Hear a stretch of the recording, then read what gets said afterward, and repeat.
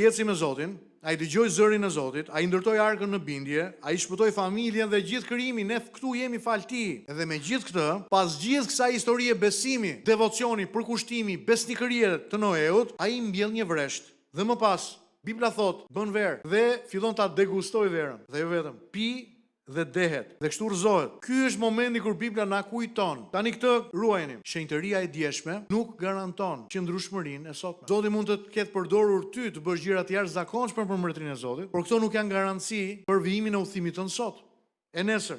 Pra, teksti është i thjeshtë, por shumë i thellë. Noeu del nga arka, bota është e re, fillimi është i pastër, ai fillon gjithçka mirë, punon tokën, mbjell një vresht, deri këtu asgjë keqe. Por pastaj vjen momenti i rrëzimit, nga bekimi në abuzim, nga puna në tepric, nga kontrolli në humbje të kontrollit. Shumë rrëzime të njerëzve të Zotit nuk fillojnë me gjëra të këqija. Po ndiqni, të mbjellësh një vresht nuk ka asnjë gjë të keqe. Të bësh verë nuk ka asnjë gjë të keqe, por me gjëra të mira të cilat dalin jashtë kufive, jashtë kufirit. Ne humbim sensin logjik të masës. Pra, Noeu nuk rrëzohet gjatë përmbytjes. Po më diqni ajo. Noeu nuk rrëzohet gjatë përballjes me sfidat dhe betejat dhe vuajtjen. Ai nuk u rrëzua gjatë presionit me cilin u përball, gjatë luftës, nuk ra gjatë krizës.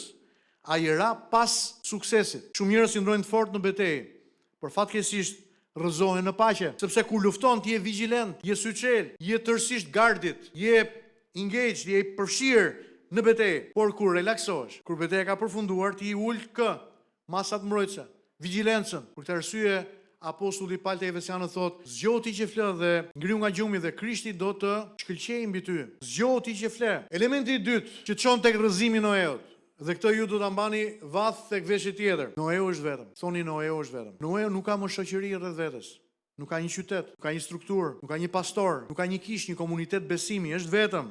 Dhe shpesh izolimi krijon hapësira për dobësi. Kur njeriu nuk ka llogaridhënie, mundësi për dhënë llogari diku. Kur njeriu nuk ka më komunitet njerëzish rreth vetes. Kur njeriu nuk vendos kufi të shëndetshëm dhe të perëndishëm rreth vetes, atëherë ai fillon të jetojë sipas dëshirave të tij.